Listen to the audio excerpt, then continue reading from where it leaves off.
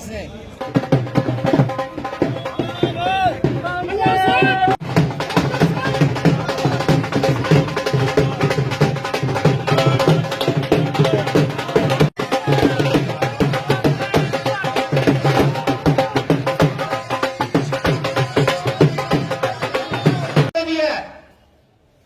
कांग्रेस जिंदा है और कांग्रेस का हर वर्कर जड़ा है वो अपनी जगह खड़ा है और अपनी जगह महफूज है।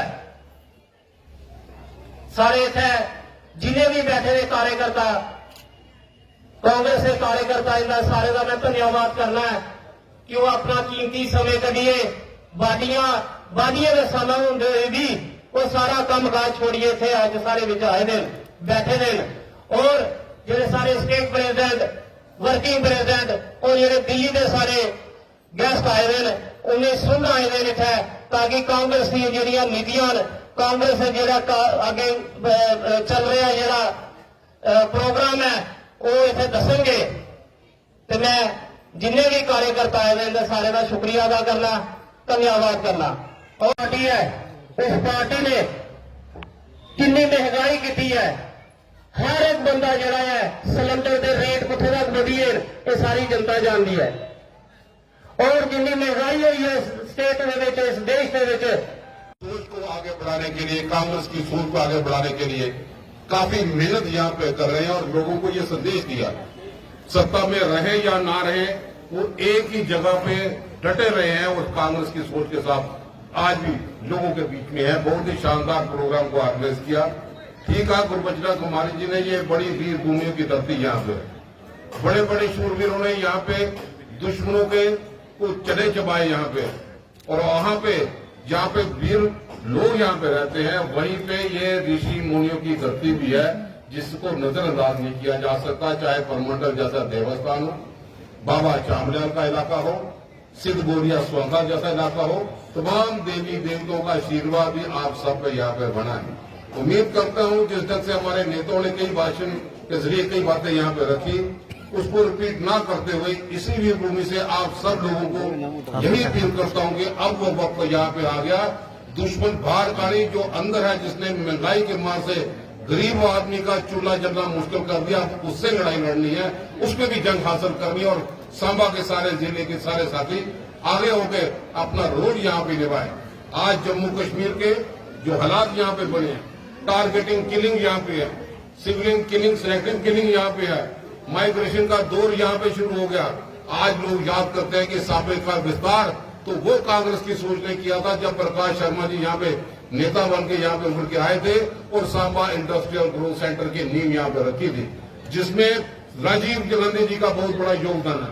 आज उसी राजीव गांधी जी की सोच को आगे बढ़ाते हुए आज हम उम्मीद करते हैं कि जिस दिन से उनकी ये मंशा थी कि सांबे में बेरोजगारी खत्म हो, प्राइवेट सेक्टर में नौकरी यहाँ पे मिले, लेकिन आज की सरकार ने प्राइवेट तो क्या सरकारी का प्राइवेट नौकरियों का सभी लोगों के हाथ जो है वो पीछे हो गए और कहीं में भी नौकरी देखने को यहाँ पे नहीं मिलती है। अगर आज कोई मजबूत लीडर थी इस हिंदुस्तान में जो हमारी जो वक्त की शेरनी थी वो इंदिरा जी थी जिन्होंने इस मुल्क को बनाया, इस मुल्क को चलाया। लिहाजा ये लोग जो आपको 2014 से पहले ये कहते थे कि अगर हमारी हुकूमत आई तो हम तेल की रेट कम करेंगे, हम गैस सिलेंडर के दाम कम करेंगे। जो गैस सिलेंडर उस वक्त कांग्रेस 460 रुपए में देती थी तो मोदी जी का अभी भी आप भाषण देखो, व्हाट्सएप पे देखो, फेसबुक पे देखो, वो कह रहा था कि महंगाई की तबाही है, अगर हम आए तो हम गैस सिलेंडर की आधी रेट करेंगे, मतलब 230 रुपए वो हमें सिलेंडर देते। लेकिन मेरे भाइयों आज 1250 रुपए का गैस सिलेंडर है। जो आटा 10 रुपए का किलो होता था वो आज 35 रुपए का किलो है। जो चावल 30 रुपए का किलो कांग्रेस के दौर में मार्केट से मिलता था वो आज 70 रुपए किलो है। जो तेल 50 रुपए का किलो मिलता था, लीटर मिलता था, वो आज 225 रुपए है। ये महंगाई किसकी है, किसकी देन है? ये बीजेपी की देन है। देखो, भारत जोड़ो यात्रा जो राहुल जी ने निकाली है वो नफरत को खत्म करने के लिए निकाली है। जो नफरत बीजेपी और आरएसएस ने पूरे देश में फैलाई, और उस नफ़रत की वजह से वो अपना उल्लू सीधा करके अपना वोट हासिल करते हैं। उस नफ़रत को ख़त्म करना है, देश को इकट्ठे मिलजुल के आगे चलाना है, इसके लिए राहुल जी निकले हैं। और दूसरा ये है कि बेरोज़गारी बहुत ज़्यादा बढ़ गई है। हमारा नौजवान जो है इस वक्त भूखमरी का शिकार हो गया है। जो नौजवान MBA करके हैं, जो नौजवान PhD, ग्रेजुएशन, MBBS, इंजीनियरिंग और मुख्तलिफ़ किस्म की डिग्रियां हासिल करके बेचारा बेकार बैठा है, उस नौजवान के लिए राहुल गांधी जी निकले हैं। और तीसरा ये कि जो महंगाई और इस वक्त तूफ़ान है, जैसे मैंने यहाँ कहा कि एक गरीब आदमी अगर रुपये 500 दिन को कमाएगा, वो करेगा क्या उस 500 का, क्योंकि उसको तेल की बोतल ही 250 रुपये की मिलती है, उसको चावल किलो 50-60 रुपये में मिलता है, उसका आटा जो है वो जो 10 रुपये कांग्रेस में था वो आज 35 रुपये पहुँच चुका है। तो बड़ी हालात ख़राब है, बुरी हालत है महंगाई से। गैस सिलेंडर जो कांग्रेस के टाइम में 450 का था, आज 1250 हो गया है। और बीजेपी सबसे ज़्यादा चलाती थी कि महंगाई है, गैस बहुत महंगी हो गई है हमारे टाइम में। तो ये चीज़ें जो है महंगाई की वजह से तूफ़ान मचा है। तो ये राहुल गांधी जी जो हैं देश के लिए निकले हैं, उन्होंने अपना सब कुछ निशावर इस देश के लिए किया है।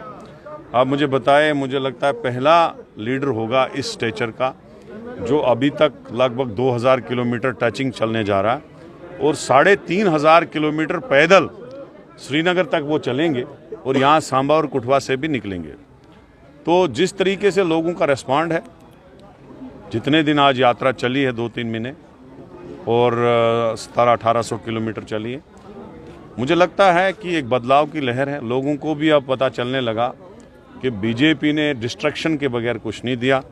बीजेपी ने गरीब को ख़त्म कर दिया, गरीब को और गरीब कर दिया, मिडिल क्लास फैमिली को भी तबाह बर्बाद कर दिया।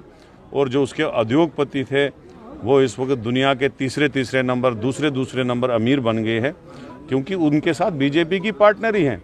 जो अमीर इस वक्त MLA खरीदने की बात है वो भी वही खरीद रहे हैं, उन्हीं का पैसा चल रहा है। इलेक्शन है तो उन्हीं का पैसा चल रहा है। तो उनको क्या फ़ायदा कि वो गरीब का कर्जा माफ़ करें, उनको क्या फ़ायदा वो किसी का रोज़गार दें, उनको क्या फ़ायदा कि वो महंगाई कम करें।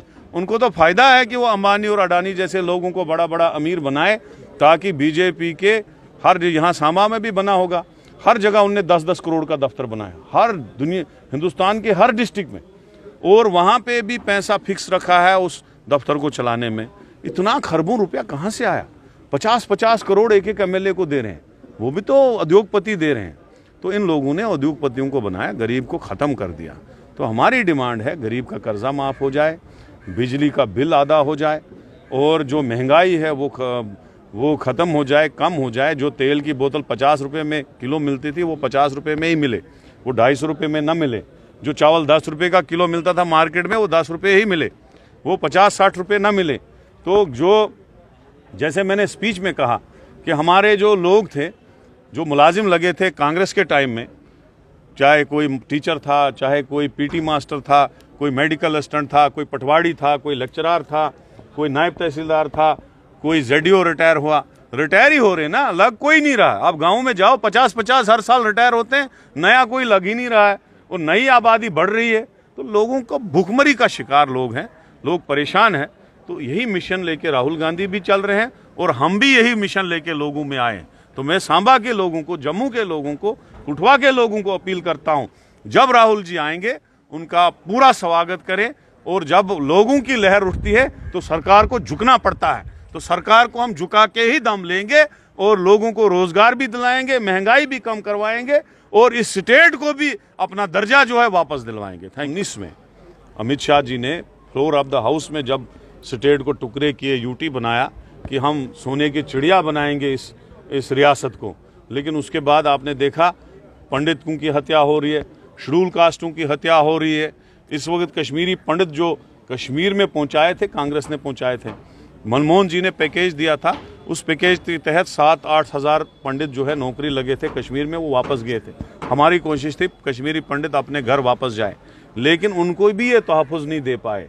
सारा कुछ सिस्टम जो है इन्होंने ख़त्म कर लिया है, सारी चीज़ें जो है पूरी ख़त्म कर ली है। जो इन्होंने कहा था मिलिटेंसी ख़त्म हो गई है, टेरर इंसिडेंट कम हो गए हैं, आज तक 355 टेरर इंसिडेंट तब से हुए जब से इन्होंने 370 हटाया। और परसों आपने देखा डीजी की हत्या हो रही, उससे पहले आपने देखा 2 दिन पहले लेबरों को मारा गया शुपया में, बाहर के लेबरों को।